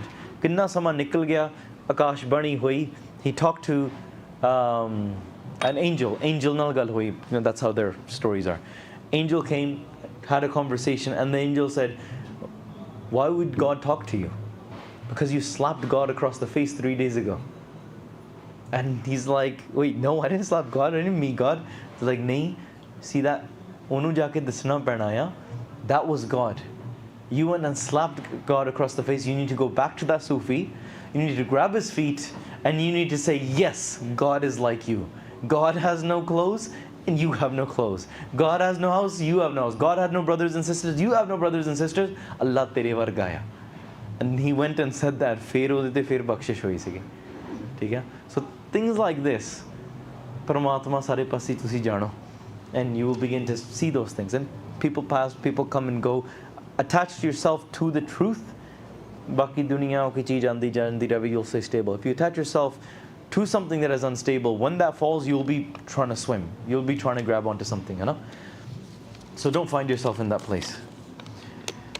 Do ladies have to wear the star after taking Amrit? Some don't, and is this optional? This is ਇਹ ਇੱਕ ਪੰਥਿਕ ਵਿਚਾਰ ਆ. ਵੈਸੇ ਕੰਗਾ ਕੱਚ ਕਿਰਪਾਨ ਕੀ ਕੜਾ case Ki, there's a ratnama that says it like that, but there's a vichar amongst many that is case ki one word or is case ki 2 words. Like there's only a few lines that we can pick out from Rathaname that make, you know, going all the way sourcing back. Don't want to spend too long on this, but basically, look, Guru da Swaroop ya Guru di dastar hai, je ki Amrit Shakya kesan de naal naturally ਆਪਾਂ ਨੂੰ ਆਪਣਾ ਸਿਰ ਢੱਕ ਕੇ ਰੱਖਣਾ ਪੈਂਦਾ ਆ. ਠੀਕ ਹੈ? We have to cover our heads. ਕੇਸਾਂ ਦਾ ਸਤਿਕਾਰ ਵਾਸਤੇ ਇਹ ਕੰਗਾ with us and all that kind of stuff. Guru Nanak Dev ji ਵੀ ਜਦੋਂ ਉਹਨਾਂ ਨੇ ਜਾ ਕੇ 2.5 ਗਜ ਦੀ ਉਹਨਾਂ ਨੇ ਸਜਾਈ ਹੁੰਦੀ ਸੀ ਦਸਤਾਰ, ਠੀਕ ਹੈ, which is 2.5 yards. That was the bare minimum. ਠੀਕ ਹੈ? ਤੇ ਗੁਰੂ ਸਾਹਿਬਾਨ ਦੇ ਵੇਲੇ ਲੈ ਕੇ ਬਾਕੀ ਸਮੇਂ ਤੋਂ ਕਿੱਦਾਂ you find references, ਇਹ ਵੱਡਾ ਵਿਸ਼ਾ, ਖੋਜ ਦਾ ਵਿਸ਼ਾ ਆ. ਠੀਕ ਹੈ? ਪਰ ਜਿਹੜੀ ਕੇਸਕੀ ਆ ਗੁਰੂ ਦਾ ਸਰੂਪ ਆ, ਤੇ ਕਕਾਰ ਜਿਹੜਾ ਧਾਰਨ ਕਰੀਦਾ is Guru's hand on top of your head. ਹਾਂਜੀ? ਤੇ ਜੇ ਕੋਈ ਸਜਾਉਂਦਾ ਆ ਬਹੁਤ ਵਧੀਆ ਗੱਲ ਆ, amazing. ਕਕਾਰ ਮੰਨਦੇ ਆ ਜਿਹੜੀਆਂ ਜਥੇਬੰਦੀਆਂ, ਸਿੱਖ ਜਥੇਬੰਦੀਆਂ, believe it to be a ਕਕਾਰ, great, has to be that way. ਕਿਉਂਕਿ ਗੁਰੂ ਦਾ ਸਰੂਪ ਹੈ, ਗੁਰੂ ਦਾ ਦਮਾਲਾ ਹੈ, Guru's hand on top of your head. ਤੇ ਜੇ ਕੋਈ ਭੈਣਾਂ ਨਹੀਂ ਸਜਾਉਂਦੀਆਂ ਜਾਂ ਨਹੀਂ ਸਜਾ ਪਾਉਂਦੀਆਂ, ਕੇਸ ਢੱਕ ਕੇ ਰੱਖਣ, keep it covered at all times. ਠੀਕ ਆ? ਐਂਡ ਤਾਂ ਵੀ ਕੇਸਾਂ ਦਾ ਸਤਿਕਾਰ ਕਰਕੇ ਤੇ ਫਿਰ ਵੀ ਚੁੰਨੀ ਸਿਰ 'ਤੇ ਲੈ ਕੇ, not like halfway but like fully, ਪੂਰੇ ਤਰੀਕੇ ਨਾਲ ਕੇਸਾਂ ਦਾ ਸਤਿਕਾਰ ਰੱਖਣਾ. ਹਾਂ, ਕੇਸਕੀ ਦੇ ਨਾਲ ਮੈਂ know this is going off different topic. ਜਿਹੜਾ ਦਮਾਲਾ ਐਂਡ ਕੇਸਕੀ ਹੈ ਨਾ, it is Guru Swaroop. Don't turn it into fashion. And I'm trying to find a subtle way to say this. If you try to modernize it into worldly fashion, And what I mean is you tie a bow, you pull out your hair. You know what I'm talking about? No? ठीक है चलो मैं किसी भैन नाल I'm not saying it towards any individual. पर उस चीज़ दा प्रभाव गलत पैंदा. It's the wrong impression. Why? Because we've adorned these kakars and we turned our back to the world. I know. But have we really? You know, if we're doing वो चीज़ां आप कर रहे हैं जहाँ पर गुरमुख हैं गुरुमुख हैं और जहाँ पर दुनिया है मनमुख हैं. Have we facing our own mind and our own mind's desire to say, but this makes me happy? No, but the question is, what makes the Guru happy? Guru di khushi kiਵੇਂ ਲੈਣੀ ਹੈ? So once you start putting things into those perspectives, in ਸਿੰਘਾਂ ਵਾਸਤੇ ਵੀ ਇਹੀ ਚੀਜ਼ ਹੈ ਨਾ? Like to the extent, even if it looks like a more normal damalla, ਬਾਣੀ ਵਿੱਚ ਸ਼ਬਦ ਹੁੰਦਾ, what is the point of ਦਸਤਾਰ ਚਣ ਕੇ ਜਦੋਂ ਤੇਰਾ ਹੰਕਾਰੀ ਤੇਰਾ ਵਧਾ ਰਿਹਾ ਹੈ, and looking in the mirror and ਤੇਰੇ ਮਨ ਦੇ ਵਿੱਚ ਇਹ ਸੋਚਦੇ ਲੈ ਮੇਰੇ ਵਰਗਾ ਤਾਂ ਇਹੋ ਜਿਹਾ ਹੈ ਹੀ ਨਹੀਂ, right? ਸੁੰਦਰ ਸਰੂਪ. ਉਹ ਚੀਜ਼ ਵੀ ਗਲਤ ਹੋਣੀ, but that doesn't mean you don't wear ਦਸਤਾਰ. ਉਹ ਇੱਕ ਸੂਖਸ਼ਮ ਗੱਲ ਵਿਚਾਰ ਹੋ ਰਹੀ ਹੈ. Understand the physical aspects that we connect to in the world. They have significance in it, and you have to understand what the purpose behind that. If I wear a chola, say a chola I'm wearing, है ना? Guru da bana is a uniform, but now I start making it, you know, super tight. And, you know, I have to show my body behind it, this and that. Then, and it becomes so hard to like sit down because it's so tight. Then chola ek fakir libas hai. I'm sitting so loose. People say, you know, how do you sit for so many hours and this and that? I say, first, I'm not wearing super tight jeans where I have to like sit like this. You know what I mean? Right? Like wear something loose. So your mind is not focusing on the body. It can focus on that. Dusri cheez, jehda chola ya, yogi libas hai, kamar ka salla ke shastar pa ke, it's become bir rasi now. Now we're wearing rikshara, so you have saint and soldier just within your dress there. But this is not holding any ego because this isn't, you know, D&G or Louis Vuitton or any, it's not branded. Okay? I know there's like Lacoste tried to make like branded kurta pajama a little while ago, right? Okay? Look, a kurta pajama and a chola is two different things as well. Okay? Kurta pajama, chamkila and Gurdas Man can wear. Okay? While they sing songs of alcohol. Jazzy B can wear a kurta pajama if he wanted to. Okay? But can he wear a chola? No. A Guru da bana, that's what differentiates it. Kurta pajama is a cultural thing, badiya cheez hai, koi paave, and gurdware bhi aake pao, no problem. No problem at all. Okay? Change saade kapde ya. But no, it's not Guru's bana. Right? Because, again, look, they aapa kahiye Gurdas Man ne paya hoya hai. Okay? As he's singing kardi sharab hove, apna Punjab hove. No, he's ruined a whole generation of 15 years. Okay? Some other singers are bringing in cultures of like blonde hair and rings and doing all that kind of stuff. And ohi kapde paaye hoye hai. Sometimes they're wearing, you know, skinny jeans, sometimes they're wearing that. But with a chola, this is always going to represent Guru Gobind Singh Ji. Hai? This is that uniform. I'm not bringing in my ego now, I'm losing my ego in it. In fact, because I have no form. What am I representing? I don't need to go and look and be like, no, I wore this last wedding and now I can't wear this wedding and this, I wore this last week and oh my God, everyone at work's going to say this. At my work, I could probably wear this same blue chola or I have a bunch of chole and nobody will know, nobody will question. Why? Because Guru da labasya sadaya. And now look how liberating that is. You guys know this in the business world as well. People that will save time in the morning where they spend 20 minutes trying to get dressed, they'll have this, it's a minimalism thing that's going on nowadays, where they have the same color shirt they wear every day. They'll have like a whole bunch of 5-6 shirts, ohi jagga, and 2-3 pants same, so they don't have to cognitively waste time making decisions in the morning because they get decision fatigue. Some of these CEOs like Mark Zuckerberg and a couple other people, because they have to make decisions all day long. That's their job. They walk into meetings, make decisions, walk out. Next meeting, make decisions, walk out. So they get decision fatigue. They're like, I don't want to waste my time making decisions on what kapde I have to wear today. What am I going to eat for breakfast? They keep that minimal as possible. Apna bhi swere bani padho, kapde pao, saade raho, and you're freeing your mind from worldly pressure by so much. Kafi. I've forgotten where we were coming from here, but I'll move on to the next question now. And we're not going to get through them, by the way, unless you want to do a Khand Katha Jatha Ran Sabai. We've done those before. when bringing up your children, how is it best to keep them connected to the Guru as they go through different stages of growing up? Great question. I have been looking into a lot of this, and I know there's great Guru Singhs that are doing parenting courses nowadays and all that stuff. So definitely look into that kind of stuff. There are a few phases of life, first of all. Say, break it down into the main three: Bal, Jawani, or Birdufan, right? You've got youth, you've got adolescence, you've got the adult, Jawani age, then you got Bidepa, right? Let's break that down into, say, 4 to make it a little bit simple. Then we'll break that down further. You've got the first 25 years where you're cognitively growing, you're learning, you're just in this learning phase. You're just absorbing everything. You're physically growing as well. After 25, this is where Grihasthi usually begins, right? 25 to 50-ish. Because in that time, your householder's life, your children are being raised. By the time you're 50, 55, your children are usually adults. And they're kind of like self-sufficient. So now you're transitioning to this like retirement sort of age, you know? Where you're like, maybe you're still working, but you're like, well, I don't have those jimmewari anymore. So this is the stage of virag for the next 25 years. So you're from 50 to 75. After 75, basically like everything's sorted for you. You know what I mean? Like your house is paid off, children. Una de bhi gaane aane ho gaya. And at the stage, now you're just counting your years until when you pass away, essentially, at that age, at 75. Just like you don't know if it's going to be 6 months from now or 2 years from now or 5 years from now. And you might not get it now, but if you ask the Bujurgs, they feel it in their body. They will feel like, they're like, pata nahi agle saal turya jana bhi ke nahi turya jana. When you're young, you don't feel that. Okay?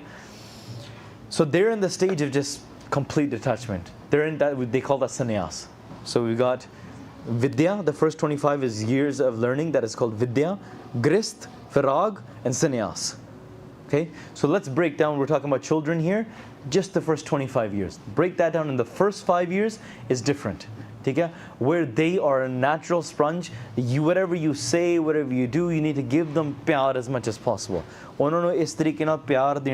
Show them subtle things and guide them in the discipline, because the way you set it out and you create their life, subconsciously they've absorbed all of those things. You sit down with a Gurkha Sahib, they know this is normal, this is enjoyable. If you're sitting with Sharab di Galasi, you'll be like, oh, the kids, they're not going to remember when they're older. Trust me, this is going to leave a print. If you don't give them words of affirmation, if you're showing them anger. Mampurk told me when I had a daughter 3 years ago, Mampurk told me, they're like, never look at your daughter with the look of anger. And sometimes we do that unknowingly. We're like, okay, I need to control, regulate myself. No, okay, but I'm sorry, I love you. I know? But when you put that anger, you know, let's say I'm on the laptop trying to do my work for the Panth, you know, and I'm like, I'm a Chardi Kala saying we're going to call Khalsa Raj tomorrow. And then my daughter's like, slapping the laptop, grabbing my dardi, and I'm like, yo, hold on, we're trying to get Khalsa Raj here. And then it's almost you're like, yo, back off for a second. But the moment you look at your daughter or your child with a look of anger, Mampurk said, oh, tera gussa ode andar vad reha hai. You're passing on that anger into the child's mind. So be very careful of that. In the first 5 years, they're a sponge. They're grabbing onto everything there. From 5 to 15 is a different phase. This is where they're learning. This is where you need to give them encouragement. This is where you need to actually discipline them. Because at this age, if you don't tell them the difference between right and wrong, they're not going to know. You need to guide them toward discipline. Don't just give them the junk food, right? Show them the difference. Tell them, you know, this is, before 5 years old, you know, if you do whatever you kind of have in the house, if they don't eat it in 1 hour, they'll eat it 3 hours later. You know, like they'll eventually, I mean, the first 2 years, whatever you feed them, they'll eat, right? But 5 to 15, you need discipline, you need encouragement, you need to be pushing them, you need to, and giving them pyar, है ना? Meaning encouraging them. ठीक है? After the age of 15, as a parent, you stop treating them like a child. And I know this is different to our Punjabi philosophy, where it's like, "Oh, tu 40 saal da bhi hoga, mera niyana rahunga." Out of love, that's great. That's great.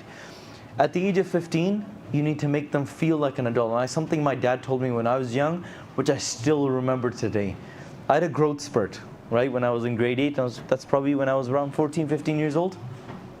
And we were walking, and I was just like, you know, when we're in the field, sometimes we're still acting like kids, right? And my dad said, you know, when somebody looks at us from far away, they don't see father and son walking. They see two brothers walking. And my dad started treating me and actually started involving me in household decisions. Say, pota pa aa gaddi liye ke aa liye, right? And sometimes I just say something silly. I'm like, no, dad, we're gonna get that one. He's like, then he'll explain to me. Because at that age, that's where kids are starting to get rebellious. If they're not given the ability to think and experiment for themselves, because that's what, internally, that's what they're trying to do. They're trying to experiment them, so they're trying to find things. So that's why teenagers are sticking in the rooms. If they go to a parent with a problem and the parent shuts them down right away, then they're going to know, I can't go to this person with my problems anymore, because I'm never going to feel support. I'm only going to get shut down. Then they're going to go towards other places. Their friends are going to, and ki pata unhone ki de dena thanu, hai na? I've seen the worst of relationships in my experience of doing Parchar, and I've seen the best of relationships.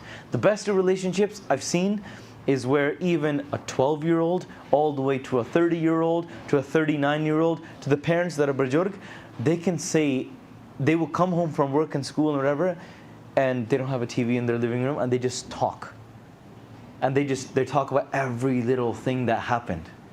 They talk about, like the mom will know every co-worker that the 30-year-old daughter has, who she's talking to, who she's talking, and she'll openly say, if she made a mistake, they'll just talk about it, and they'll just listen. Amazing. The moment you start shutting people down, like, oh, you did that? Why did you do that? I told you not to. And you treat them like a kid, and you push them down in that way, rather than understand them and coach them, and treat them like, they're not adult. Don't take it the wrong way. They're not an adult. But you have to make them feel like they're valued. That's the key thing then, right? If at that age you don't, then, you know, rebellious hona shuru ho jana. And then beyond that, then they actually become an adult and they're fully cognitive, you know, between the ages of 20, 25 plus. Then they're in their own grist phase. And after that, then that's when you go virag phase. You're like, all right, the birthday ho gaya, I'm going to go into virag. And then after that, then you're sannyas, basically. Sannyas meaning like, let's just go into the jungles and do bhakti. Meaning, you know, with bani padla, jinna samay reh gaya. Cool? So in these sort of ways, bring in sangat, use resources, read Gurbani, showcase it as an example to your kids. Okay? My dad never told me once to go do Panthik Seva. He just was doing seva every single day of his life. Always go to the Gurdwara, always doing this. Even my mom would come like, Yaar, Gurdwara lad ke thanu ki milya. What did you get out of it? Come home, you bring the Gurdwara stress home and this and that. And we just grew up without even realizing, 13, 14, 15 years old, learning Sakhi and teaching kids at the Gurdwara, this and that. Found myself in committees, leading organizations, doing Parchar, trying to figure out how do we get to the Khalsa Raj, how do we figure this out? And we became problem solvers, set up Khalsa team training, set up Sikh youth, you know, started joining Sikh leadership institutes, going through all of these things, and we found out, oh, Sikhs don't even know what Sikhi is. Then we're like, we need to teach Sikhs what Sikhi is. And I found, you know, like I was talking about Jigaraj Numilya, this is what we were talking about. I was the wild kid, and even with me as 16, 17-year-old, my brother gave me value, didn't write off my ideas. You're just crazy, I don't care, you're a kid, get out of here. I had so many people in my life do that to me. As a kid, I was like, well, we need to like buy a mountain and we need to make dungeons in it. Then we need to have horses in it. Then like, you know, you've seen Lord of the Rings? Just like that, we need to have our own cities in the mountains, and we need to buy farmland, and we need to do this and karna, o karna. And everyone was like, bro, be realistic. And whenever somebody told me that that's not possible, that burned a fire in me. You're like, yeah? You think that's not possible? Karke dikhaunga thanu.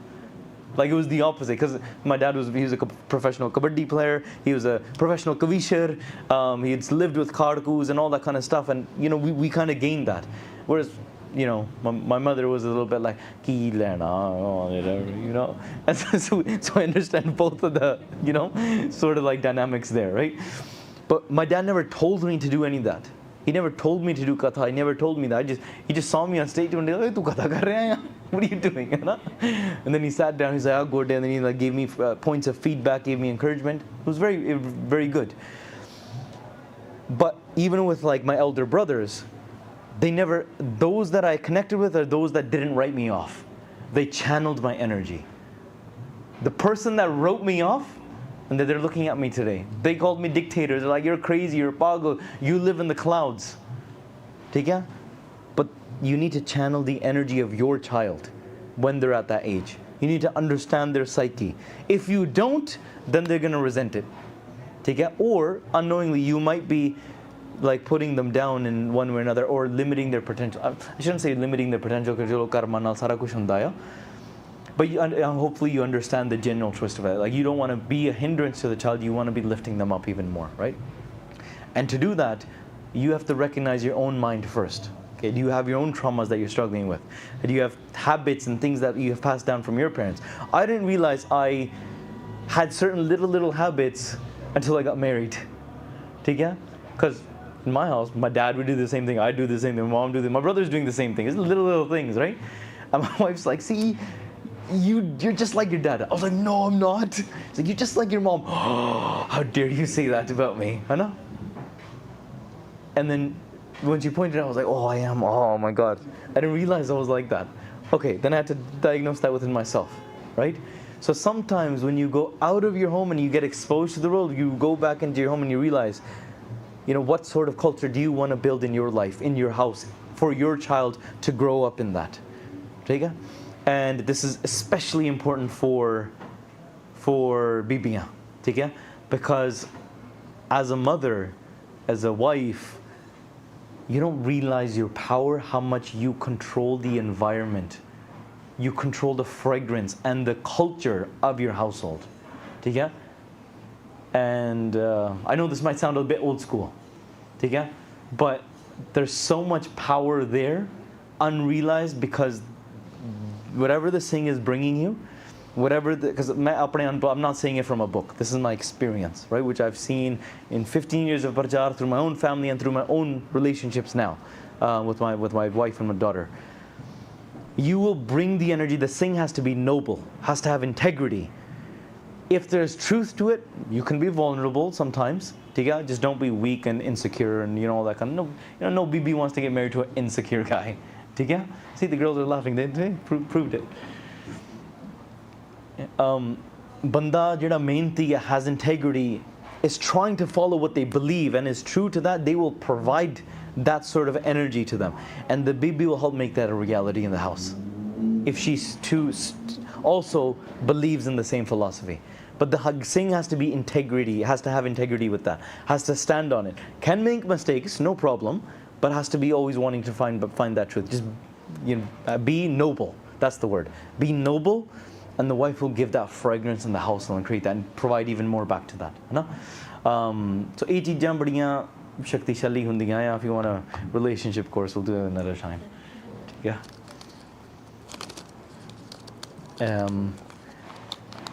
Tell me, time? Samapti da velaya? Okay, I know there's a lot of questions here.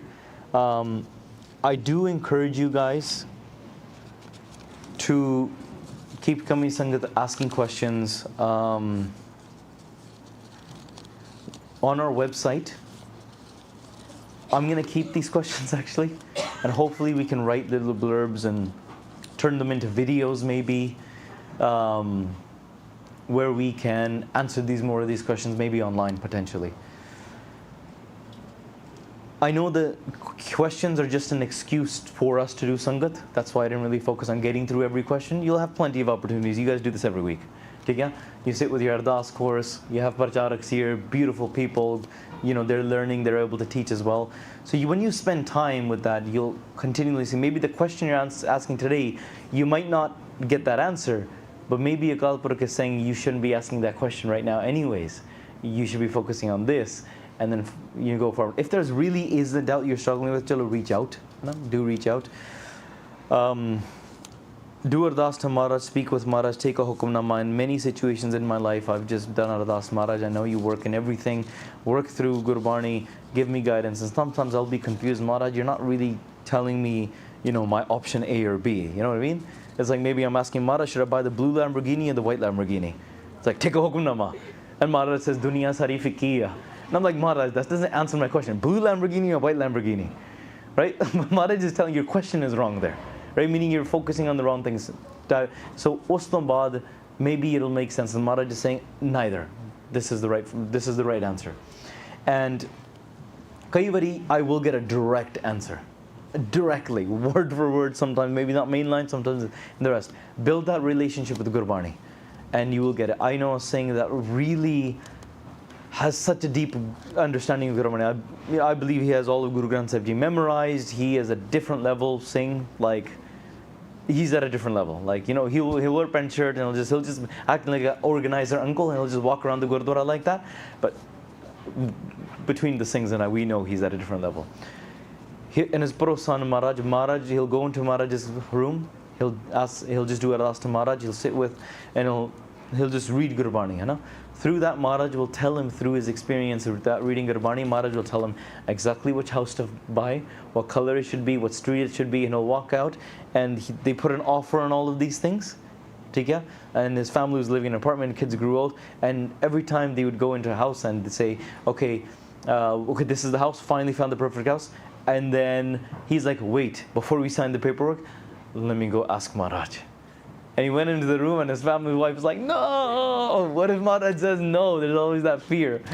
He walks out, he's like, Maharaj, no. Maharaj said, hukum nahi deta, we're not going to buy. And the family's like, no, such a strain on their family. And then one day Maharaj, they got a better house and a better deal and everything. But they wouldn't have known in that moment. Or even if they didn't get, let's just say they didn't get a better deal, whatever, but Maharaj knows why they shouldn't have. Maybe there was a foundation crack or whatever the problem might be in that house. So that relationship that you build with Maharaj through Gurbani, it can go that deep where Maharaj just speaks to you and tells you exactly kidda. I mean, little instances and bits, and I've had some of these experiences as well. Maharaj told me exactly, but then I'm still trying to build my understanding to that Singh's level. So Gurbani works. Questions are great. We'll try to answer them. We're trying to do Parchar. We're trying to get it out to as much people as possible. But ultimately, once the Sikhs learn what Sikhi is and they connect to their Guru, then we're going to start building on other projects and start building towards Sikh Raj and taking over the world and going towards Satjug, and we'll leave the rest there. Okay? Thank you for all your questions. We're going to save all your ones online as well. Maybe you'll see it in videos. Maybe you'll see it, the Singhs answering them. Or maybe you'll see it on our blogs on our website. If you haven't checked out our blogs, go check that out, right? Soon there's going to be a university there as well for courses. Inniyan bentiyan prawan karniyan ji, WhyGuru ji ka